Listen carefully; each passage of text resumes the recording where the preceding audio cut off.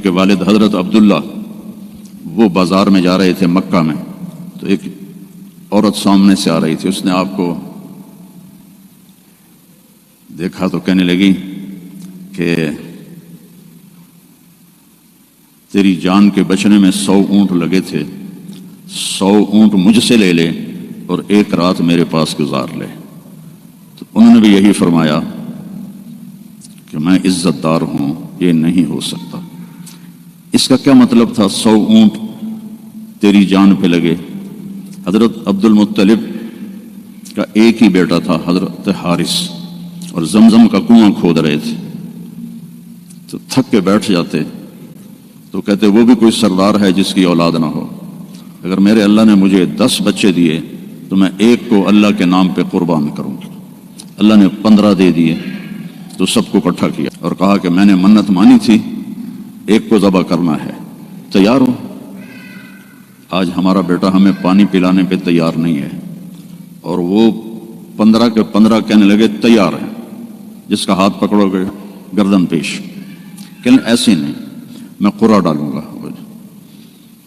تو انہوں نے سب کے نام لکھے اور پرچی ڈالی، تو حضرت عبداللہ کا نام نکل آیا۔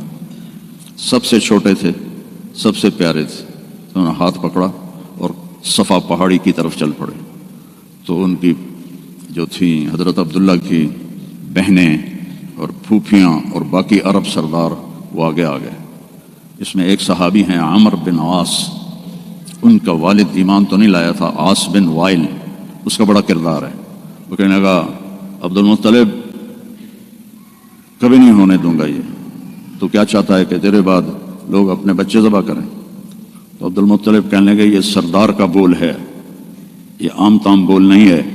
وہ کہنے لگا تیرے سامنے بھی سردار کھڑا ہے، یہ بھی عام تام بول نہیں ہے، میں نہیں ہونے دوں گا۔ تو جھگڑا ہو گیا۔ انہوں نے کہا چلو، مدینے کو جاتے ہوئے راستے میں عصفان ایک جگہ تھی، تو وہاں ایک اس زمانے کے جج تھے، تو ایک عورت جج تھی کاہن، اس کے پاس کیس گیا۔ تو وہ کہنے لگی جب کوئی قتل ہو جاتا ہے تو وارث بدلہ نہ لیں بلکہ قیمت لیں تو کتنی ہوتی ہے؟ تو انہوں نے کہا 10 اونٹ۔ کہا ایک پرچی پہ عبداللہ لکھو اور ایک پہ 10 اونٹ لکھو اور پرچی ڈالو، جب تک عبداللہ کا نام نکلتا رہے 10 اونٹ بڑھاتے جاؤ، اور جب اونٹوں کا نام نکل آئے تو پھر عبداللہ کو چھوڑ دو اور جتنے اونٹ ہیں ذبح کرتا۔ تب حرم شریف میں سارے اکٹھے ہوئے، اور اس وقت پرچیاں ہوتی تھیں 2 تیر، اور اس کا جو ڈبہ ہوتا تھا اس میں سوراخ ہوتا تھا، تو ایک تیر پہ عبداللہ لکھا اور ایک تیر پہ 10 اونٹ لکھا، اور ایسے کر کے نا اسے ہلا کے جو پھینکا تو عبداللہ کا نام نکلا۔ تو انہوں نے پھر اس پر 20 اونٹ اور عبداللہ، پھر ہلا کے پھینکا، عبداللہ نکلا، پھر 30 اونٹ، پھر عبداللہ، 40، پھر عبداللہ، 50، پھر عبداللہ، 60، پھر عبداللہ، 70، پھر عبداللہ، 80، پھر عبداللہ، 90، پھر عبداللہ۔ اب سب کے رنگ فق ہو گئے۔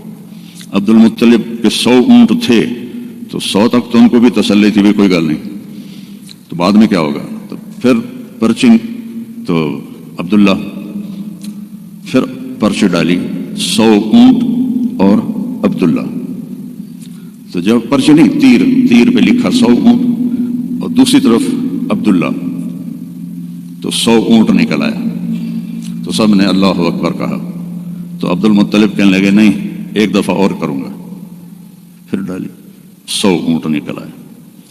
تو سب نے کہا اب تو ٹھیک ہے، کہا نہیں ایک دفعہ اور، پھر تیسری دفعہ کی تو 100 اونٹ نکلے، اور تیسری دفعہ حضرت عبد المطلب راضی ہو گئے اور 100 اونٹ انہوں نے خود ذبح کیے، 100 اونٹ اکیلے نے ذبح کیے۔ مکے والوں لے جاؤ، اور حضرت عبداللہ کی جان بچی۔ تو اس عورت نے یہ کہا کہ 100 اونٹ پہ تیری جان بچی تھی، 100 اونٹ میں دیتی ہوں، ایک رات گزار لے۔ تو انہوں نے بھی وہی کہا جو ان کے دادا نے کہا تھا کہ میں سردار کا بیٹا ہوں۔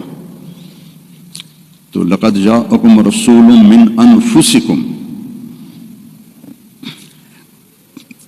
تمہارے فیملی سے میں نے اس کو چنا ہے، اس جیسا خاندانی کوئی ہے تو دکھاؤ۔ پھر آپ نے فرمایا اللہ تعالیٰ نے ساری دنیا کو دیکھا، حضرت آدم کی نسل کو، ارواح کو، تو عربوں کو الگ کیا۔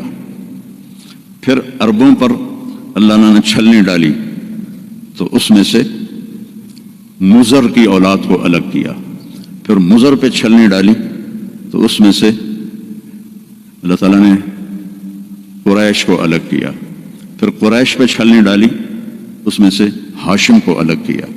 پھر ہاشم پہ چھلنی ڈالی تو آپ نے فرمایا پھر اللہ نے ہاشم کی اولاد میں مجھے چنا، میں سب سے عالی نسب ہوں، سب سے عالی خاندان ہوں، من انفسکم۔ اچھا، میں موریتانیہ گیا، عرب ملک ہے افریقہ میں۔ ہاں میں تو افریقہ ہی بیٹھا ہوں نا، مجھے یاد ہی نہیں تو